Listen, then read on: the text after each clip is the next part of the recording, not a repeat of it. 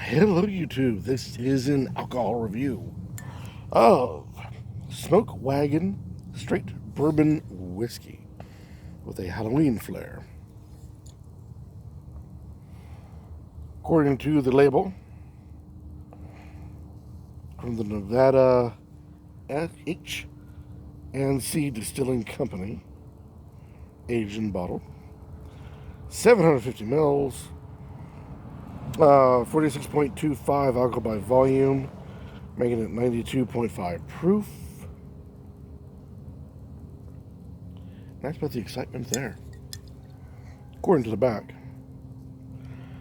barrels hand selected,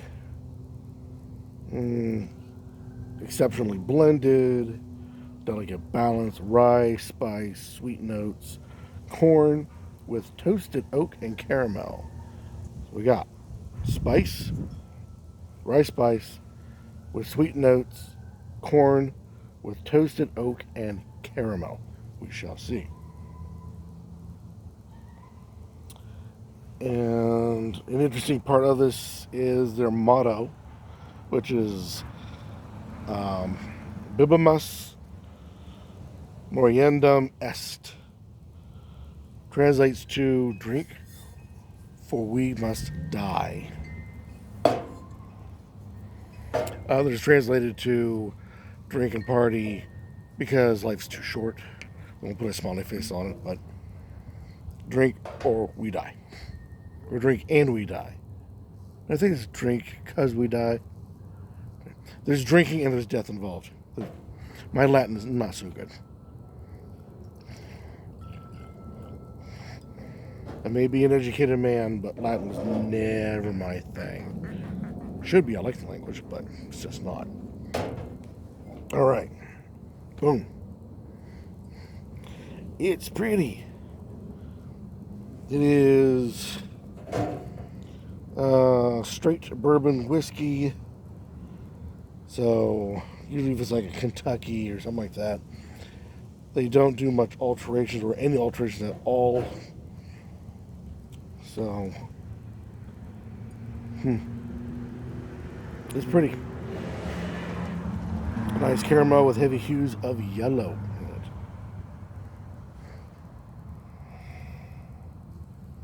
it. Heavy notes of lemon.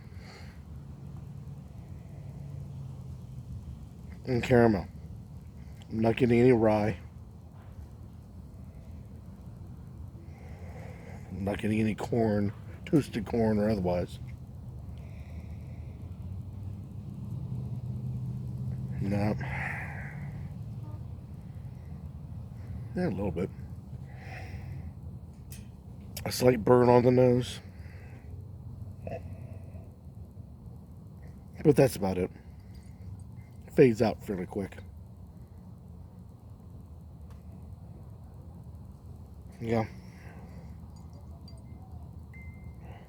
So, a nice, decent nose. Nothing to write home about, but a nice nose.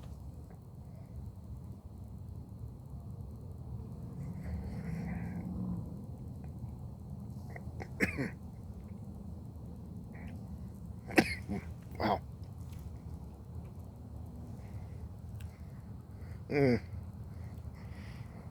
Excuse me. It bites. Oh, she burns. It's a rocky road with this one. When I first tried it, it was nothing but knives on the tongue. Absolutely wicked to the palate. Try it again with some ice. Ice tends to dull the edges of those blades. Tends to put down some of the fires that comes with. The cost is that you lose the subtleties of flavor. So it helped. It helped, but it didn't make the road on your palate much easier. Just a little bit easier. So I figured if I give it enough time to breathe, then that should help her out.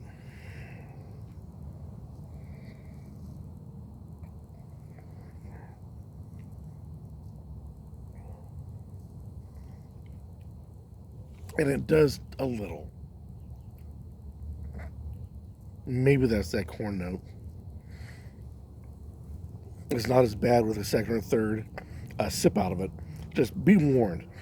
Right off the bat, she'll chew you up. So keep that in mind. It has nice subtleties to it. It has a long hang time to it. It has a nice light mouth feel to it as well.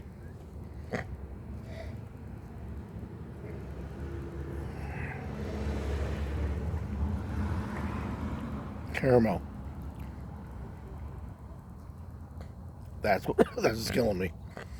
I'm not a fan of rye. That black pepper note doesn't do much for me. So what you get this is fruit notes, orange, lemon, just a peak, vanilla, kind of rounds it all out. Usually stone fruit, but there is no stone fruit. As with toasted corn, you could guess your way around that because I read it, so it's like I'm hunting for it. I would not be hunting for it if it wasn't otherwise that I read. So, take that off the list.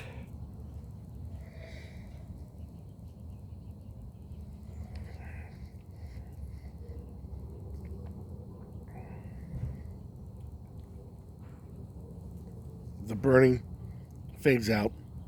So when I first tried it, oh man, but the burning now with an open bottle and breath to it saves it. So, but it's still there. It still has some sharp edges to it. Be warned. That rye. Usually, I get one called a burnt tire. I've got a lot of people who pick on me about that, but it's the alcohol. To me, it tastes like burnt tire. It's completely masked over by the rye that's in this. And that rye is black pepper. I don't call it quite bitterness to it, but it definitely has its own standing, and it is loud and proud in your glass with this stuff. I didn't realize it was a rye. This is straight bourbon whiskey. Like I said, I'm not a rye fan because I'm not a huge fan of black pepper. But there are other notes of black pepper that I don't like. This stuff is... Yes, the black pepper is loud and proud, but it's not in the same rate or level I've had it in other... Which has rye up front on the label.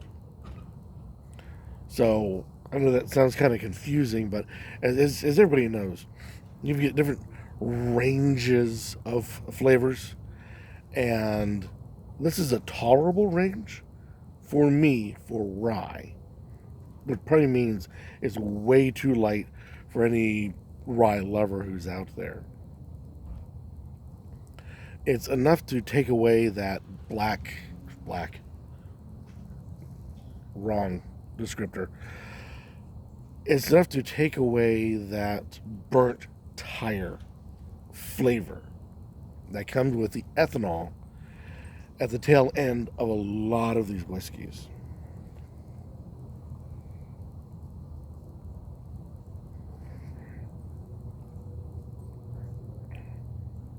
Now that it's got some time to breathe, it's coming up with much better grades than when I first tried it. So I'm conflicted. It's light, good hang time, but still light. I would recommend this in a nice hot atmosphere, summertime, obviously. Late spring, too cold. Early fall, maybe, because you got a nice blend of flavors to go with the foods and the smells and the atmosphere. So you could take this from all through summer and go into late fall with it. At the taping of this particular review, we're going into mid-fall, so it's It's too light for the atmosphere right now due to the sharp temperature change of where we're located. But it's made in Nevada, so obviously the heat, it would go well in those desert states. Let's see what else. I said that's about all I can think about. Just a real quick recap on it. Be warned, she bites. She'll slap you around the room and drag you down the stairwell and not apologize for any of the steps your head hits on the way down. Let her breathe. They'll take the edges off, but give her a bit longer breather than what you give your other normal whiskeys in your bar. It will save you some pain and misery. Once you get past that, it has a decent amount to offer. So it's as they say, worth the cost of admission. But past that, you guys have to give that call. Yeah, but definitely worth the cost of admission. Give it a try and see what you think. Any comments down below? Warmly accepted as always. Or better yet, go out, buy it, try it, and let the rest of us in the YouTube spirits community know your thoughts, whether this is worth the money, whether it's not. This could be the greatest thing. The missus tried it. Loved it. Absolutely loved it. But she's not here. So, yeah, give it a try. Let us, the rest of us, know your thoughts. And as always, until next time, keep on drinking.